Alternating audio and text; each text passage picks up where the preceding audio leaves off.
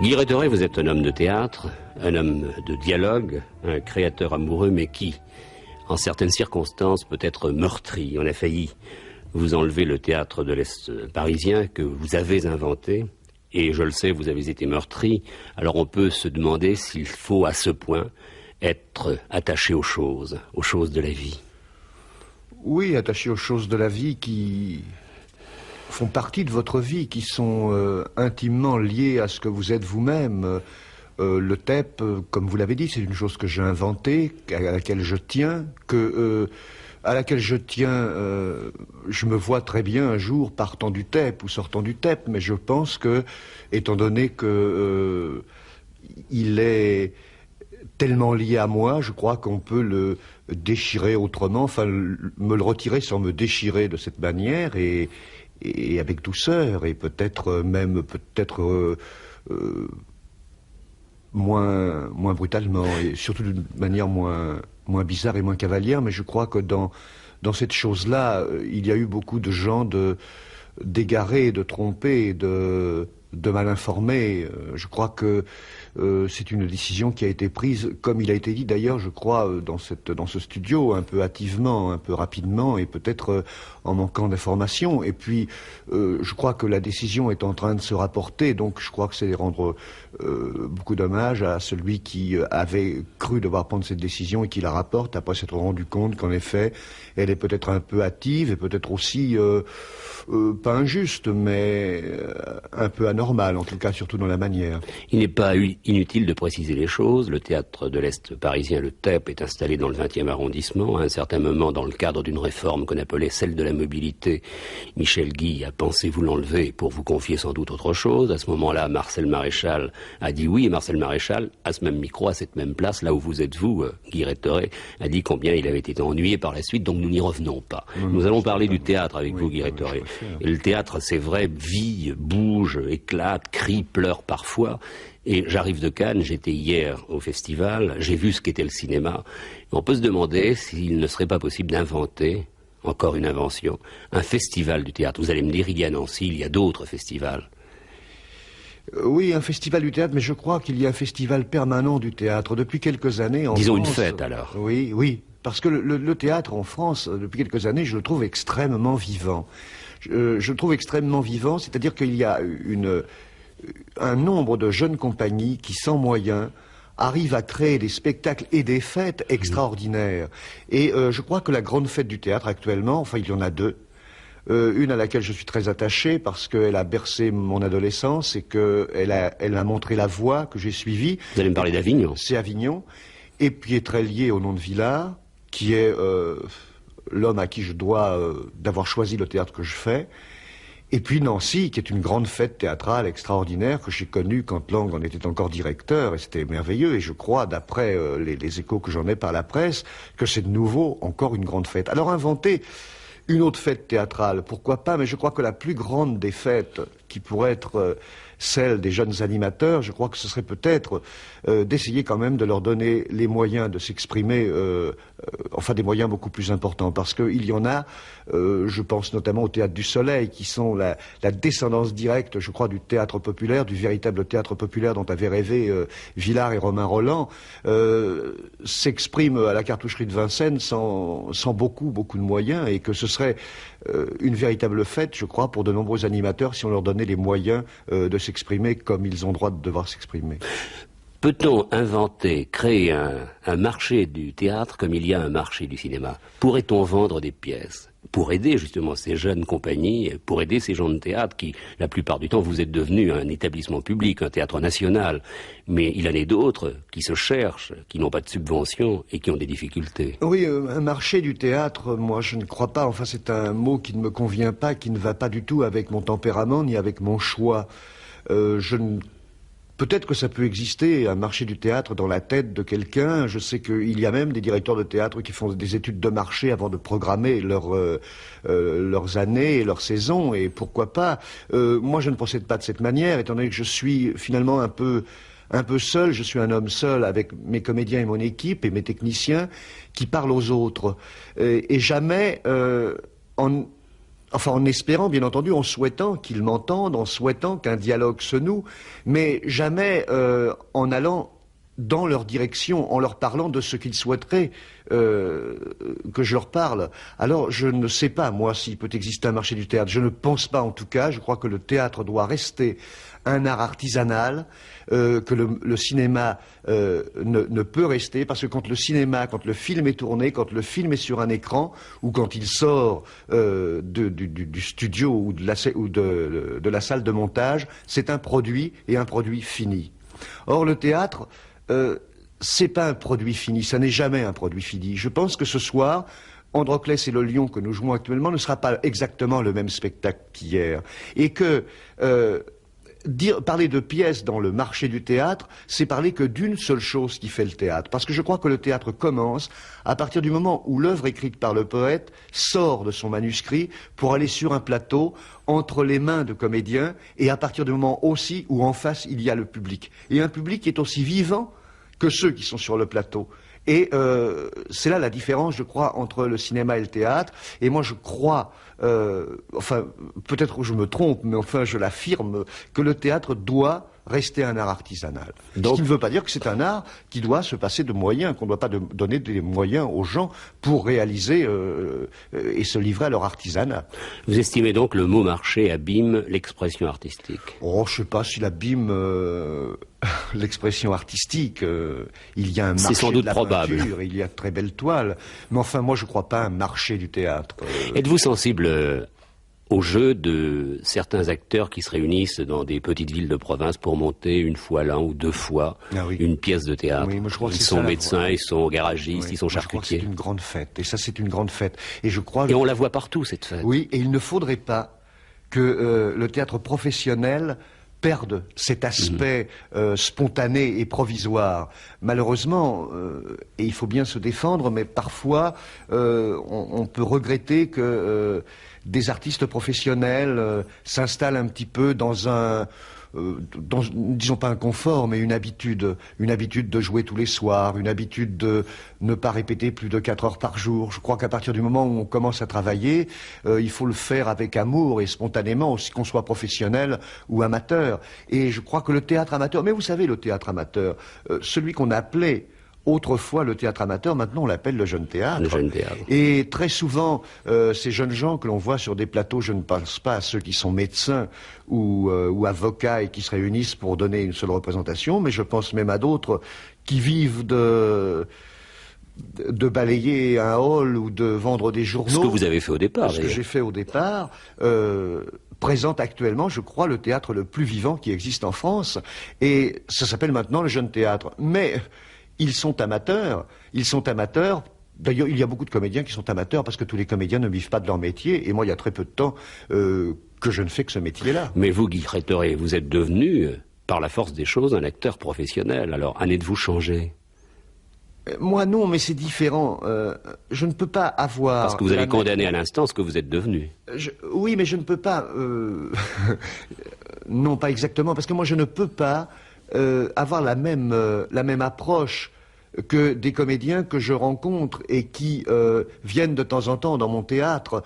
Moi, j'ai une entreprise, j'ai une responsabilité, pas une responsabilité parce que je suis directeur maintenant d'un établissement public, une responsabilité vis-à-vis d'un public, une responsabilité vis-à-vis d'une entreprise, une responsabilité vis-à-vis de gens qui me font confiance, qui me soutiennent, qui me combattent, suivant les spectacles que je monte, suivant les aventures qui m'arrivent, suivant les moments que je vis en tant qu'homme ou en tant qu'homme de théâtre en exerçant mon métier. Ça sont des choses... Et puis d'ailleurs, acteur, moi je le suis plus.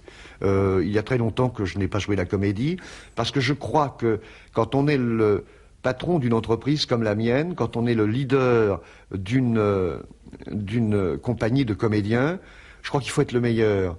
Et bien heureusement, pour les spectacles du TEP, je suis dans les distributions que je fais, loin d'être le meilleur.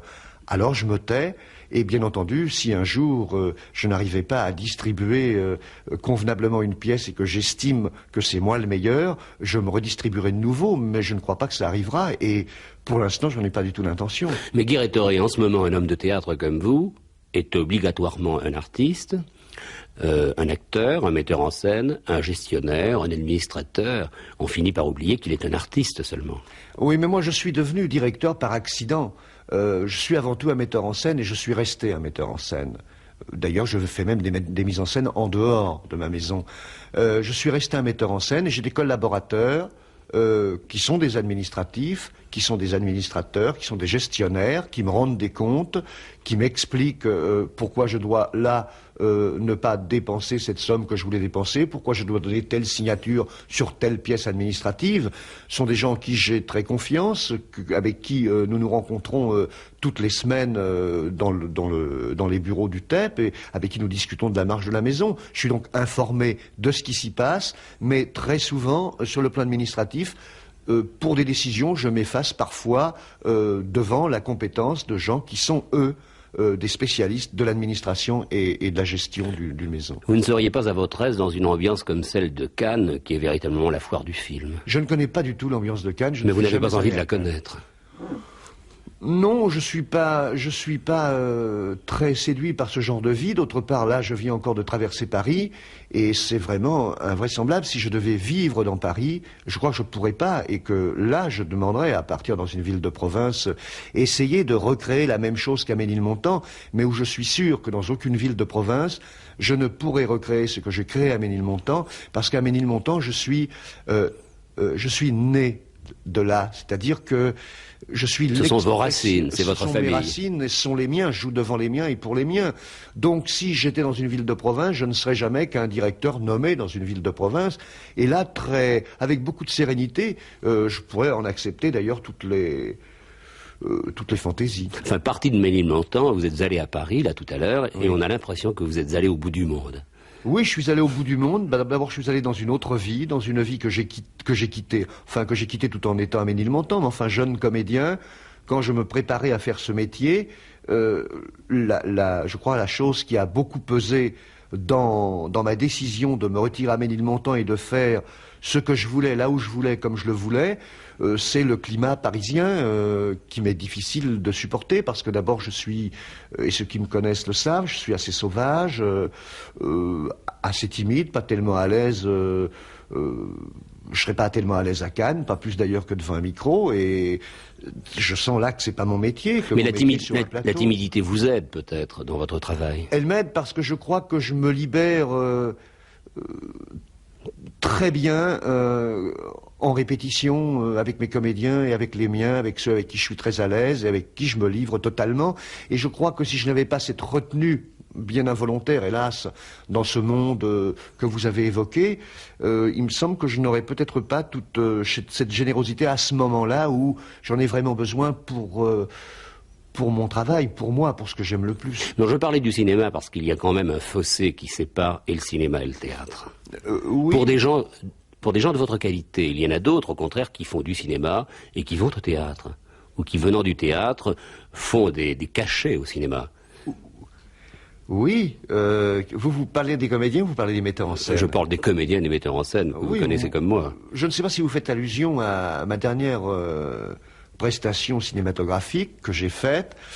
Je peux vous la raconter de quelle manière ça s'est fait. Costa Gavras, qui est un ami, avec qui j'ai beaucoup travaillé, qui vient au TEP, qui organise des choses au TEP sur le cinéma, m'a demandé de jouer dans section spéciale. Moi, je lui ai dit que j'étais pas un comédien, que j'avais renoncé, qu'il y avait d'abord dans cette distribution des gens qui étaient de vrais comédiens et qui pouvaient très bien faire un tas de choses, et qu'il y avait un tas de comédiens à Paris qui pouvaient le faire. Et Costa m'a dit, oui, mais le rôle que je veux que tu joues, c'est le rôle de Bréchet, c'est-à-dire un militant politique qui est victime de l'injustice de cette section spéciale. Alors là, je considère que je l'ai fait, bien entendu que j'ai touché mon cachet, mais je l'ai fait non pas en tant que comédien, mais je l'ai fait enfin c'est l'homme engagé que je suis qui l'a fait pour défendre quelque chose, pour montrer quelque chose, pour m'associer à quelque chose. À un moment, dans son bureau, Costa m'a dit, ah bah dis donc, en te revoyant, il me semble, je préférais te confier le rôle de Debrinon. Et je lui ai dit, écoute, non, je ne jouerai pas dans section spéciale, mais je ne jouerai pas le rôle de Debrinon. Et pourtant, un comédien doit tout jouer. Ah oui, bien vous avez entendu, dit, je ne suis pas un comédien. Je ne suis pas un comédien. Ouais. Mais au départ, vous l'êtes comédien. Oui, au départ, je suis comédien, mais je crois que j'ai changé. Je crois que le métier de comédien n'est plus le même pour moi que ce qu'il était lorsqu'à 18 ans, j'ai choisi de faire ce métier. Enfin, je me suis décidé à faire ce métier. C'est plus... Villard est passé par là, Brecht est passé par là, et bien d'autres sont passés par là. Et bien d'autres qui me confirment l'exemple qui m'est très cher, quoique je le suive de très loin, d'Ariane Mnouchkine, me confirme que j'ai bien fait de pas changer, de pas, comme j'en ai eu l'occasion parfois, de ne pas redescendre avec ma compagnie à Paris et exploiter des succès pour devenir une troupe parmi tant d'autres à Paris. Mais vous montez en Avignon cette année. Je vais en Avignon parce que Avignon, d'abord, Villard m'avait invité en Avignon 2 fois, et puis Puot m'avait suggéré une autre fois de venir en Avignon, et là, il m'a de nouveau invité, et son invitation a une signification encore plus profonde qu'une simple signification théâtrale.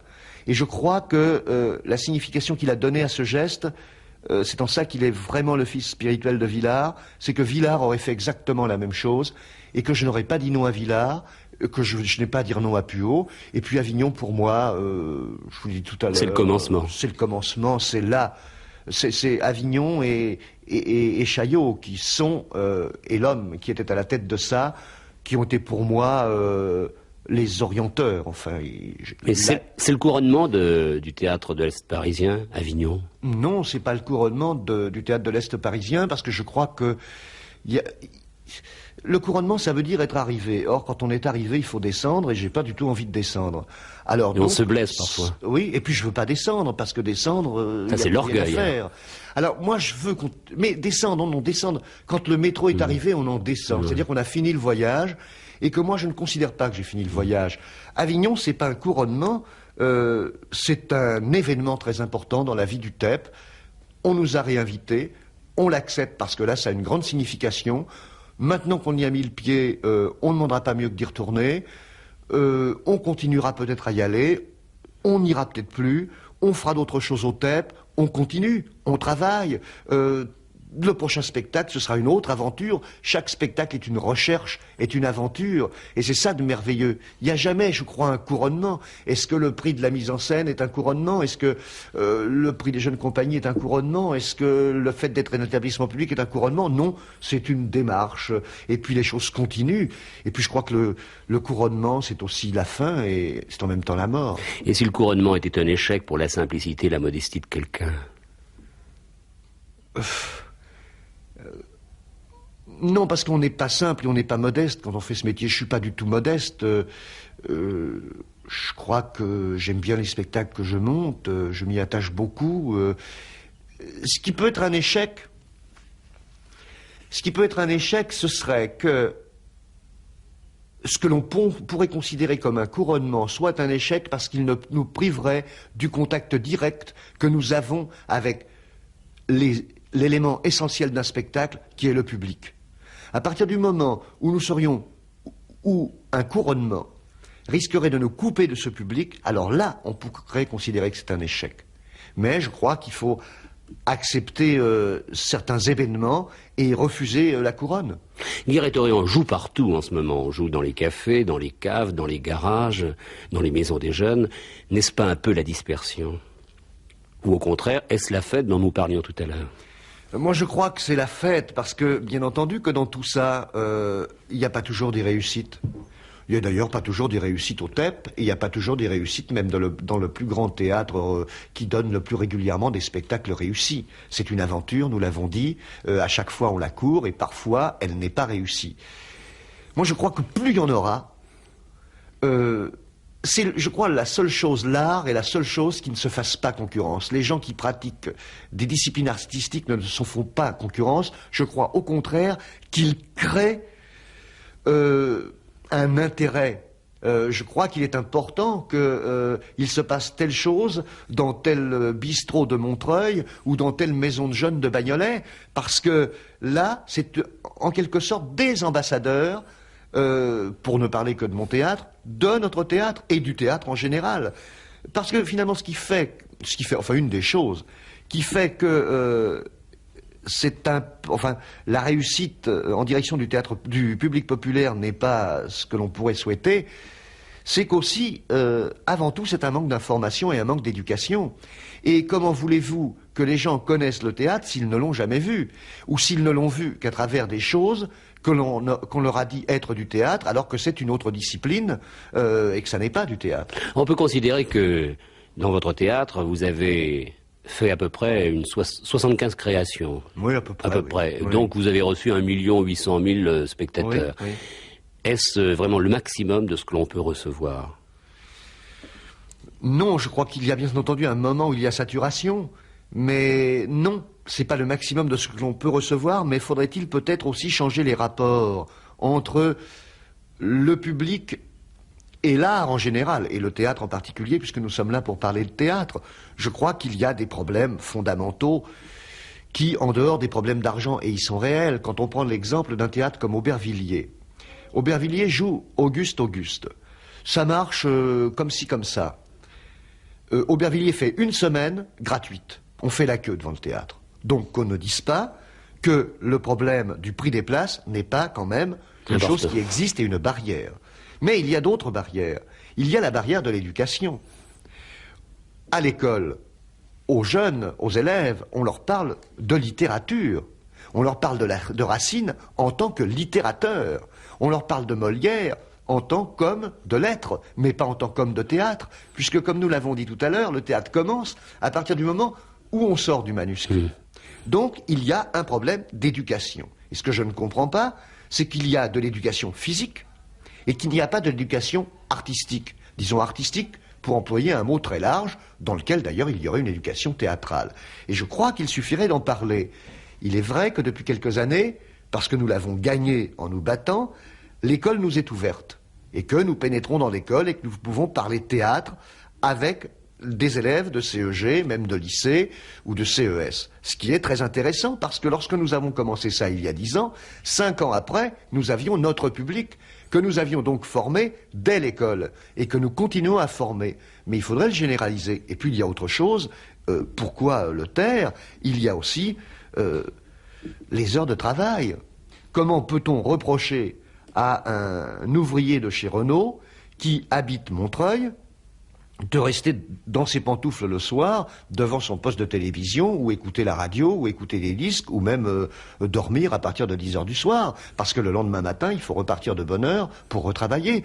C'est tant qu'on n'aura pas modifié quand même d'une manière fondamentale ces choses-là. On y pense, je crois. Oui, on y pense, et moi aussi, enfin beaucoup. Tant qu'on n'aura pas modifié ces choses-là, qui sont fondamentales, on n'aura pas vraiment posé dans son ampleur le problème très grave du théâtre populaire. Mais il faut dire que le problème du théâtre populaire, il me semble que depuis quelques années, on l'a totalement enterré. Oui, mais il faudra comprendre également que le théâtre, ça n'est pas seulement un divertissement, mais c'est également une réflexion. Ça doit susciter une réflexion. Oui, mais parfois, pour les gens dont vous venez de parler, ça doit être un divertissement. Sortant à cette heure-là après une journée de travail, seul le divertissement compte pour eux. Et c'est également tout le travail de l'information dont vous parliez. Oui, et puis il y a aussi la réconciliation quand même du rire et de la réflexion. Oui. Aristophane n'était pas un triste. Et qui est très possible, et qui est très vrai dans tout le théâtre. Exactement, et engager la réflexion. Et Molière. Guy Rétoré, à votre place, plutôt dans un autre studio, même souvent, j'ai reçu et Jean Vilar, et Planchon, et Maréchal, et Maurice Sarrazin.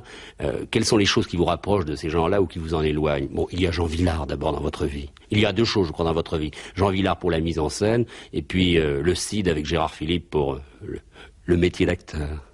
Oui, enfin, moi je suis pas, je ne fractionne pas les choses dans ce métier. Je crois que le théâtre c'est un tout. Oui, mais il y a quand même des signes. Les appels. Bien entendu, quand il y a un phénomène comme Gérard Philippe sur un plateau. Mais je me souviens encore de cette représentation du Cid, comme si j'y avais assisté hier soir. J'ai été frappé par un ensemble. J'ai été frappé par une compagnie, par une fête extraordinaire qui se déroulait dans ce théâtre qui n'était pas fait pour le théâtre et auquel j'avais été plus jeune voir des représentations de tragédie pour tout, mais pas pour regarder le spectacle. Et là, dans la même salle, dans le même lieu, un miracle extraordinaire de fête et une joie profonde qui vous envahit, et puis une révélation extraordinaire qui n'est pas la révélation d'un comédien comme Gérard Philipe, mais la révélation d'une tâche à accomplir pour toute sa vie, c'est-à-dire quelque chose à faire pendant toute sa vie. C'est ça le phénomène, pour moi, de la représentation du Cid à Chaillot. Ce qui ne minimise en rien la présence de Gérard Philipe comme comédien, la présence de Villard comme metteur en scène, mais c'est l'ensemble de tout ça. Et je crois que le théâtre est un art éminemment collectif. Oui, mais avant le Cid, vous saviez que toute votre vie serait vouée au théâtre? Pas du tout. Ah, oui, je voulais être comédien. Et pourtant, vous avez fait des études de médecine? Oui, bon, très peu, j'ai fait une année. Oui, mais enfin, vous étiez guidé quand même par quelque chose qui n'était pas le théâtre, au départ. Oui, bien sûr, mais c'est là aussi... je crois d'ailleurs que je n'aurais pas fait de théâtre si je n'avais pas eu cette rencontre avec Chaillot. Je cherchais quelque chose dans ma vie. Et ni la médecine, ni le théâtre que je voyais se dessiner devant mes yeux ne correspondait au théâtre que je cherchais. Et si je n'avais pas fait de théâtre, si j'avais pas trouvé ce théâtre, j'aurais fait autre chose. Tout à l'heure, dans l'émission David Liliane, il y avait un jeune enfant, et on lui demandait que seras-tu plus tard. Et il a hésité un peu, puis il a dit acteur. Enfin, à la voix, il devait avoir 7-8 ans. Oui. On peut deviner une vocation, on peut avoir une vocation à cet âge-là? Moi, à 8 ans, j'ai voulu être coureur cycliste parce que j'avais vu passer... Ou pompier.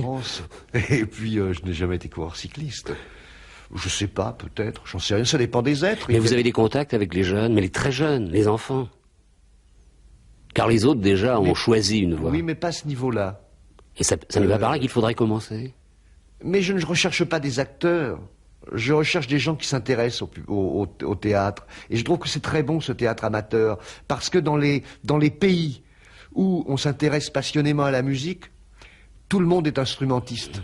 Et tout le monde, sans prétention peut-être, joue du violon de temps en temps, du piano, de n'importe quel instrument de musique. Je suis allé en Yougoslavie cet été, pas en vacances, c'était d'ailleurs au mois de juin, c'était au printemps encore, où les types dans les cafés, les militaires, chantent en chœur et chantent ensemble. Et bon, ces gens-là vont au concert après, écouter d'autres qui chantent encore mieux qu'eux, et sont disponibles pour ce genre de choses. Vous savez, dans beaucoup de régions en France, on chante également.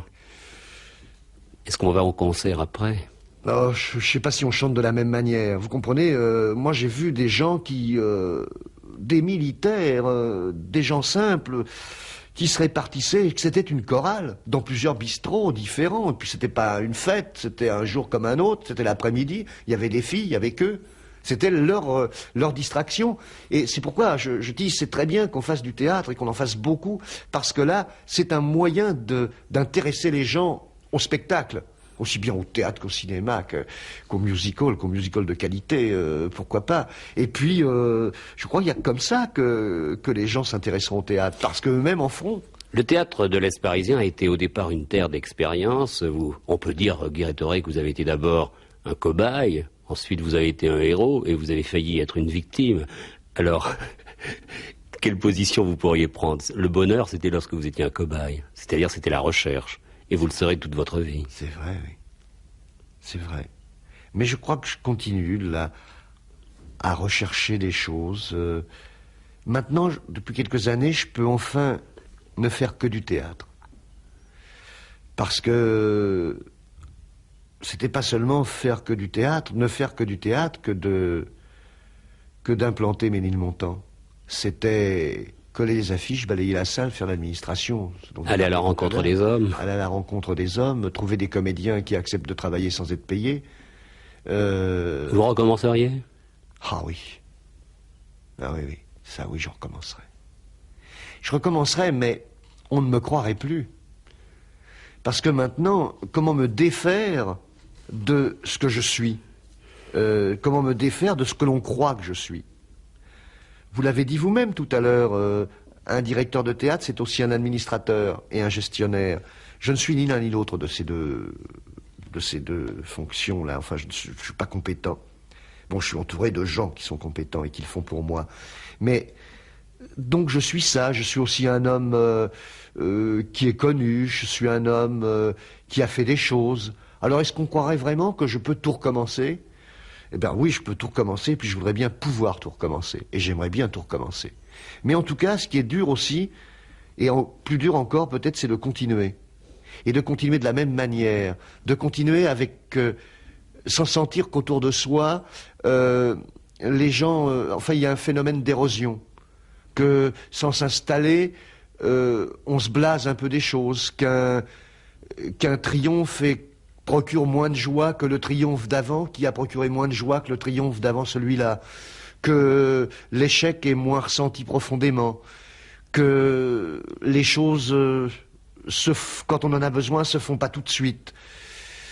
Sentir une sorte de tassement, d'affaissement des épaules, tout ça, c'est ça qui est le plus difficile, et c'est ça qu'il faudrait dominer, sentir que tel correspondant dans telle collectivité en a un peu marre, parce que où il s'est marié, où il a acheté une voiture, et qu'il est moins dynamique, et qu'il est plus installé dans son égoïsme.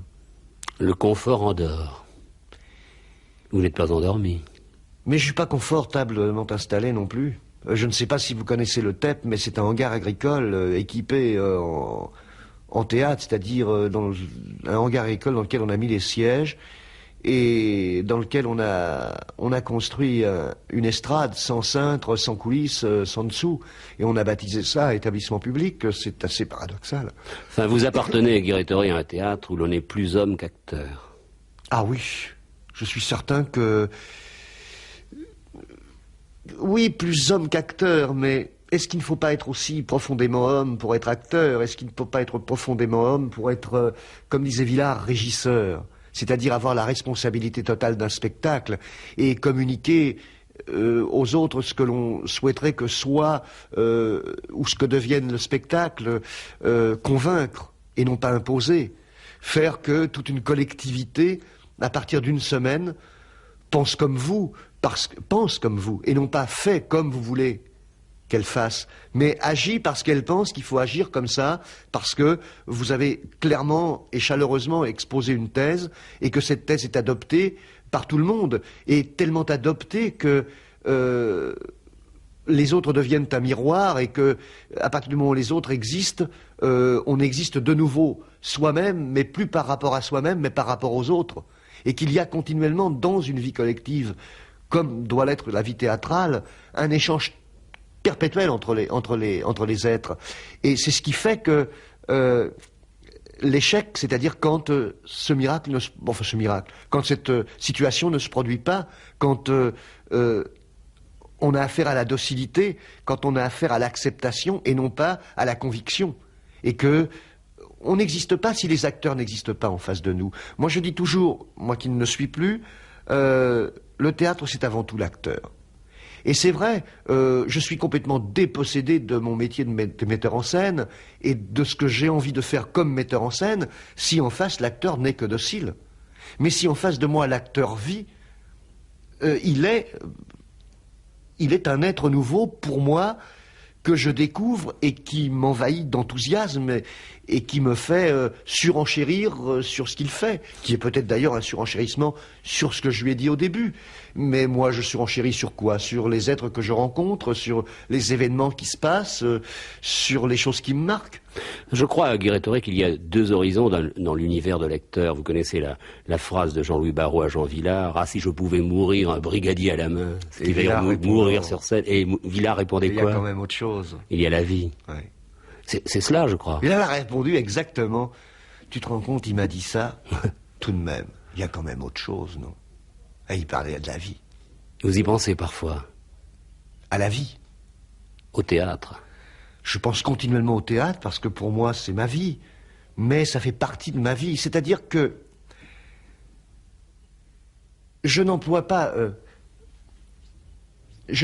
le théâtre dans ma vie, c'est le théâtre qui m'emploie, mais le théâtre n'est pas une fin pour moi. C'est-à-dire que c'est pas faire du théâtre, c'est avoir trouvé, je crois, le moyen d'expression qui me correspond le mieux et l'utiliser au maximum pour développer des affrontements, des amitiés, des contacts, des conversations avec les autres. Je crois que là, on en fait un peu du théâtre. Vous avez souhaité la célébrité à un certain moment.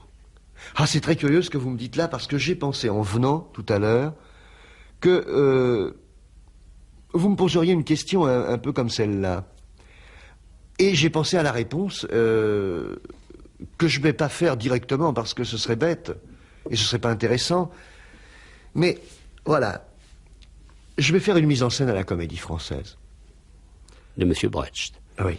Je vais vais pas vous dire que j'en reviens pas, hein, parce que si j'en revenais pas, c'est que ça pourrait avoir un caractère d'injustice.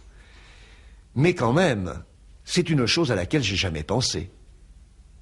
Et j'ai jamais pensé qu'un jour, je dirigerais une troupe aussi prestigieuse, que je serais à l'avant-scène, responsable d'un spectacle, chez les comédiens français, appelé par eux pour les mettre en scène. Ça, j'avoue que j'ai jamais pensé. Alors, voilà, maintenant je peux vous répondre aussi que parfois, peut-être, j'ai songé à la célébrité. Je me souviens plus comment. Non, j'ai songé à atteindre des jalons.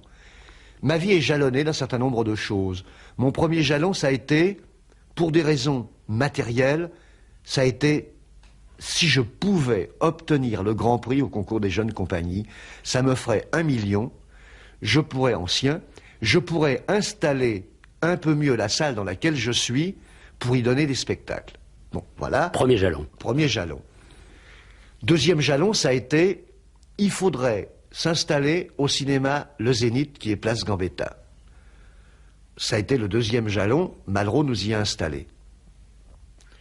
Le troisième jalon, ça a été donner au public et à tous mes collaborateurs, essayer de trouver une solution pour que il soit assuré de la permanence de cette maison.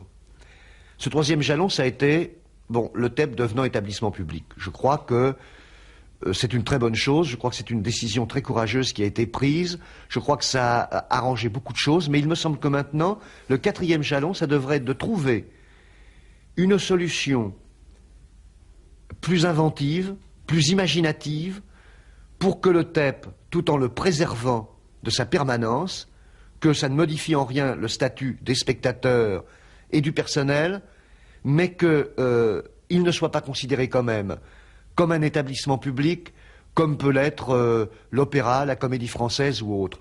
Qu'après, quand je serai mort, ça devienne à la fois un lieu théâtral et un musée, je n'y vois aucun inconvénient, mais je trouve que c'est un peu tôt maintenant pour qu'il soit à la fois un lieu théâtral et un musée. Je crois qu'il se suffit à lui-même d'être un lieu théâtral, qu'il peut être encore un lieu théâtral beaucoup plus important que ce qu'il est actuellement, mais qu'il faut surtout le préserver d'être un musée avec ses gardiens, avec tout son personnel administratif. Je crois qu'il faut que ce soit un lieu théâtral, avec un personnel extrêmement vivant, des collaborateurs extrêmement vivants, des comédiens très vivants et un public aussi vivant qu'il l'est actuellement. Vous avez parlé à l'instant, là, après ma mort. Cela veut dire que jusqu'au bout de votre vie, vous serez au théâtre de l'Est parisien et que vous ne l'abandonnerez pas. Et qu'il ne faudra pas vous en chasser. Il n'y a pas que la mort physique, il y a la mort que De Gaulle appelait le naufrage.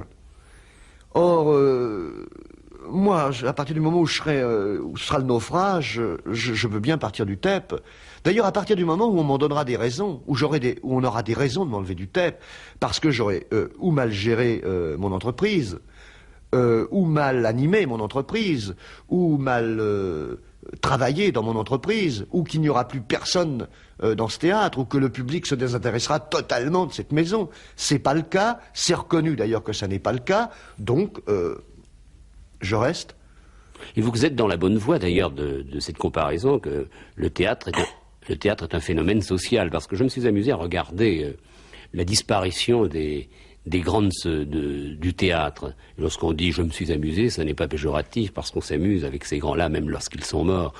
Charles Dulin est parti en 1949. Louis Jouvet en 51, Bâti en 52. Bon, Pitoëff était parti avant, mais dans le même temps presque, c'est-à-dire en 47, il y avait une naissance, et c'est celle de Jean Vilar. Oui. Non, c'est pour parler de la continuité des choses. Oui. Alors vous tous maintenant qui êtes à la tête de théâtre, assurez-vous cette continuité à votre tour? Non, je ne crois pas. Je ne crois pas que nous assurons tous cette continuité. Je crois qu'il y a eu, l'événement extraordinaire qu'est l'événement Vilar. Et puis, il y a eu aussi, il faut lui rendre justice, Jeanne Laurent, qui a été l'instigatrice, non seulement de la mise en place de Vilar à Chaillot, mais de toute la mise en place de la décentralisation. Bon. Je crois que la décentralisation s'est modifiée considérablement. Je ne veux pas porter de jugement sur la décentralisation qui s'est modifiée considérablement, mais il est un fait qu'elle s'est modifiée. C'est-à-dire que les hommes qui ont choisi la décentralisation, à l'instigation de Jeanne Laurent, sont allés de Paris, d'Asté par exemple, qui était un comédien à Paris, qui était sollicité d'une manière importante à Paris, est parti en province, à Grenoble d'abord, puis à Saint-Étienne, monter une compagnie, créer dans la province des choses intéressantes. Il y a eu l'expérience de Strasbourg, il y a eu l'expérience de Sarrazin à Toulouse avec du Grenier. Il y a eu ces expériences-là. C'était des gens de Paris qui partaient en province avec la ferme intention de s'y implanter et de monter une chose sans retour. Or, actuellement, on assiste presque à un phénomène inverse après être passé par un autre phénomène. On est passé par un autre phénomène très souhaitable et très intéressant, que c'était, exemple Planchon qui est encore, les gens de province qui décidaient de s'implanter dans une ville de province et d'y faire la carrière et, chose extraordinaire pour Planchon par exemple, de même obtenir dans sa province, là où il avait décidé de travailler, le titre de théâtre national populaire. Ce qui est vraiment extraordinaire, c'est-à-dire chez lui, il a le théâtre national populaire. Je suis persuadé qu'il ne considère pas ça comme une réussite, parce que ça n'est pas non plus un homme qui considère avoir réussi. C'est un homme qui cherche, qui cherche toujours et qui estimera ne jamais avoir réussi. Et puis il y a un autre phénomène, il y en a d'autres que Planchon, hein. Et puis il y a un autre phénomène, nouveau celui-là, récent, des gens qui, dans leur ville, montent un certain nombre de spectacles avec le souhait dévorant de monter le plus rapidement possible à Paris. C'est-à-dire, c'est le reflux de la décentralisation. D'aller prouver à Paris. Oui, d'aller prouver à Paris, d'aller s'implanter à Paris, d'aller travailler à Paris, d'être à Paris. Guy Rétoré, je vous écoute bien et je m'aperçois que vous êtes un homme de racines, vous l'avez dit. Ménilmontant, c'est votre village. Bon, il y a vos parents, sont des gens de Sologne, je crois que votre père était cheminot, et lorsque vous parlez de vous, vous dites artiste et paysan, artiste et ouvrier, comme si vous vous méfiez terriblement du mot intellectuel. Mais je m'en méfie doublement du mot intellectuel. Je m'en méfie d'abord parce que, aussi, des gens manient très facilement ce mot pour être méprisant vis-à-vis d'artistes qui cherchent et qui font des choses, en disant c'est du théâtre intellectuel, c'est une œuvre intellectuelle, c'est inintéressant. Mais je me méfie aussi de l'autre aspect de l'intellectualisme, c'est-à-dire de l'intellectualisme asséchant, de l'intellectualisme de quelques théoriciens de théâtre qui, à mon avis, assèchent notre métier, le désincarnent le métier que nous faisons. Mais je vous dis, je me méfie continuellement de ce mot, parce que aussi, le manier comme une insulte me paraît, pardonnez-moi le terme, mais j'en trouve pas d'autre là, et on n'a pas beaucoup le temps de chercher, ça me paraît un peu aussi réactionnaire de traiter quelqu'un d'intellectuel. Faut-il aimer les gens lorsqu'on fait du théâtre? Parce que je sais qu'un acteur, qu'un metteur en scène ne doit faire aucune concession lorsqu'il fait le théâtre que vous faites. Ne pas faire de concession, c'est honorer et rendre hommage au public. Oui. Ben, je sais pas, peut-être que c'est pas nécessaire d'aimer les gens. Moi, j'aime les gens, et je fais ce métier parce que j'aime les gens. Ouais. C'est le mot amour qui domine partout. J'aurais peut-être été peintre si je n'avais pas trouvé dans le théâtre ce que je voulais, ou autre chose. Mais je ne sais pas si je me serais satisfait d'être peintre parce que c'est un travail solitaire. Je ne me serais pas satisfait d'être écrivain parce que c'est un travail solitaire. Et il y a une période très difficile pour moi, c'est celle d'ailleurs que je traverse actuellement, parce que je prépare mon spectacle pour Avignon, au Coq and Coq de Cazet, pour la rentrée d'octobre au TEP. Eh bien, la période terrible que je travaille actuellement, c'est le travail solitaire, c'est-à-dire la préparation de ce que je vais dire aux comédiens à partir du 31 mai. Et à partir du 31 mai, ça va être la fête. Parce qu'on va être tous là, on va se bagarrer, on va s'affronter, on va aussi passer des moments extraordinaires. Et je crois que c'est là que le théâtre va véritablement se faire. Mais, ce qui prouve donc bien que l'intellect n'est pas du tout à mettre de côté, parce que actuellement, je fais un travail qui sollicite beaucoup l'intellect et qui est un travail de solitaire et un travail qui me pèse. Je crois finalement, pour répondre à votre précédente question, je crois qu'il faut maintenir un très juste équilibre entre l'instinct et l'intellect, et que on peut pas être non plus un homme des bois tout d'instinct sans la moindre intelligence et sans solliciter son intellect, mais il faut se méfier aussi d'être un intellectuel asséchant et desséché, qui est aussi très dangereux, et on risque, à partir du moment où on fait les métiers comme ceux que nous faisons, et c'est peut-être ce que je fais en ce moment, de devenir un intellectuel quand on parle de son métier. Mais peut-être que le cordonnier lui-même... on devient un amoureux. Il en parle de la même manière, avec le même amour. D'ailleurs, une fois vous avez dit, j'ai beaucoup de choses à dire, comme si on ne vous avait pas permis de dire toutes ces choses. Mais c'est la vie qui ne me permet pas de dire toutes ces choses, parce que...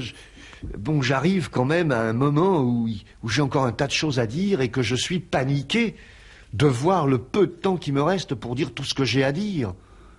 Et je voudrais... S'il fallait résumer ce qu'il faut dire dans une vie. Mais on ne peut pas résumer ce qu'il faut dire dans une vie, c'est pour ça, parce que d'abord... Il y a les mots qui suggèrent la réflexion, parfois. Et puis, on ne peut pas résumer, on ne peut pas résumer ce qu'on a à dire dans la vie, parce que un résumé, ça impliquerait donc une analyse, et que l'on saurait au moment où on le fait, ce que l'on a à dire dans sa vie. Mais ce que l'on a à dire dans sa vie, on le découvre, et c'est un amoncellement de découvertes et de choses qui s'ajoutent aux choses à dire, et en même temps le temps qui se raccourcit avec une rapidité terrible, et dans le sens bien entendu inverse. Vous avez l'impression que le temps se raccourcit pour vous, c'est-à-dire que vous êtes boulimique, vous êtes craquant d'enthousiasme, et vous avez peur de ne pas aller jusqu'au bout de ce que vous avez envie de faire. J'irai pas au bout. Je suis sûr que j'irai pas au bout. Mais c'est bien, c'est parce qu'il reste beaucoup de choses à faire. Parce qu'il reste beaucoup de choses à faire, et j'ai peu de temps. Enfin oui, j'ai peu de temps, on a peu de temps. Peu de temps, ça peut vouloir dire je suis orgueilleux, je suis ambitieux, Non, ça veut dire j'ai un tas de choses à faire. Vous n'avez pas de temps pour vous-même. Non, j'ai pas de temps pour moi-même. Alors vous ne passez pas à côté peut-être de l'essentiel? Parce que vous m'avez dit tout à l'heure, le théâtre c'est la vie, mais la vie pour vous c'est tout le théâtre. Mais oui, mais je fais pas que ça dans ma vie. Bon, j'ai le théâtre, mais j'ai aussi toute la vie. J'ai les copains, j'ai tout. Enfin, j'ai mes enfants, j'ai tout. J'ai un tas de choses à faire aussi pour les miens propres, les miens, des choses. Il faut les préparer. C'est important aussi. Tout à l'heure, vous m'avez parlé de la comédie française, et je ne m'attendais pas à ce que vous m'en disiez du bien. Ah ben... Mais vous montez une pièce. C'est-à-dire je monte une pièce, je suis invité, j'accepte cette pièce avec des comédiens que je choisis. Bon, c'est merveilleux. Puis enfin, non, puis c'est un très grand théâtre. Il faut bien le reconnaître. Enfin, il y a de très grands comédiens. Non, mais parfois, les hommes de compagnie, j'appelle de compagnie de théâtre comme vous, refusent un peu la qualité de la comédie française. C'est pas c'est pas la qualité de la comédie française, c'est encore...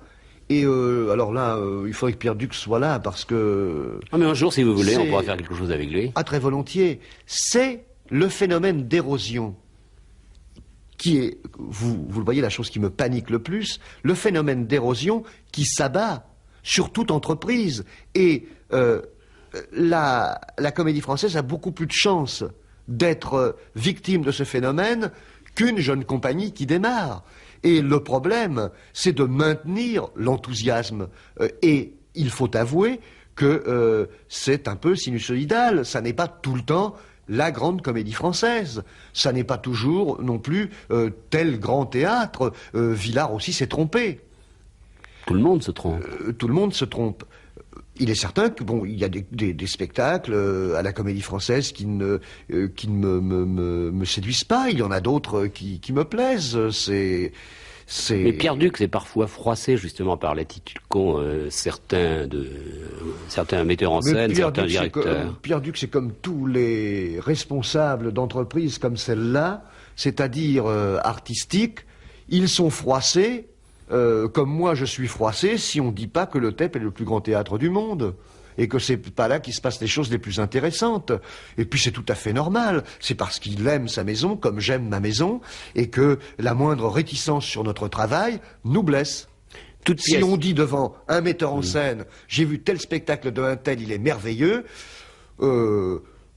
enfin, si tous les metteurs en scène sont bien francs, ils ont un petit pincement en disant c'est par rapport au mien. Comment? Meilleur que moi-même. Meilleur que moi-même, oui. Et c'est un sentiment que tout créateur, je crois, a. Bien sûr. Ça n'est pas de la méchanceté, ça n'est pas de l'agressivité, ça n'est même pas de la jalousie. Non, regardez. C'est au-delà. Mais c'est même un moteur extraordinaire. Vous savez qu'Apollinaire a écrit je ne sais plus quel poème après avoir écouté la lecture d'un autre poème. Et au cours de cette lecture, Apollinaire est devenu vert. Et a dit c'est mieux que ce que je fais. Il est rentré, il s'est relevé à 4 heures du matin et il a écrit ce poème gigantesque dont j'ai oublié le nom, qui est le poème d'Apollinaire. Mais toute pièce est une quête, toute pièce est une interrogation. C'est une interrogation, c'est une recherche.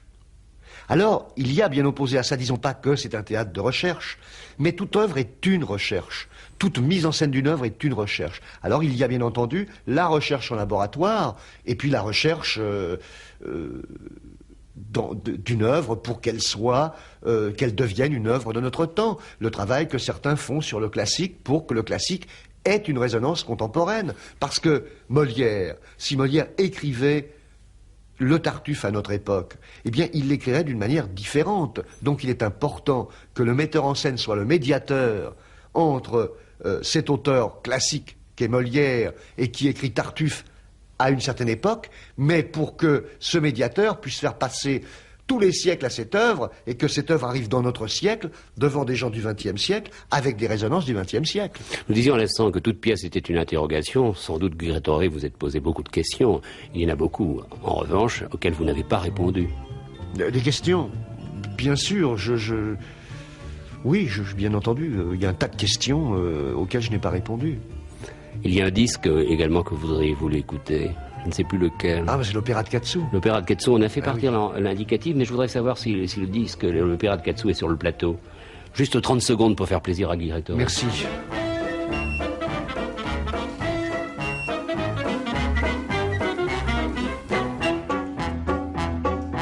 Il y avait Jim et puis il y avait John. Il était le chef de l'escouade. Et dans l'armée, on n'est plus qu'un numéro. Et chacun, oui, chacun en prend pour son grade. Les soldats marchent, les canons crachent. C'est sur ce fond musical qui vous appartient, Guy Rétoré, puisque c'est une interprétation du théâtre de l'Est parisien, l'opéra de Katsu. Ça me paraît très beau. Ah, c'est très beau, l'opéra de Katsu monté par le tête. Alors, on reprendra le disque, mais pas avec vous, avec quelqu'un d'autre. Et vous aurez l'occasion de l'écouter. Je vous remercie, Guy Rétoré. Radioscopie Jacques Chancel. Notre prochain rendez-vous demain, Pierre Derlon, et nous parlerons des traditions occultes des Gitans. À demain, bonsoir.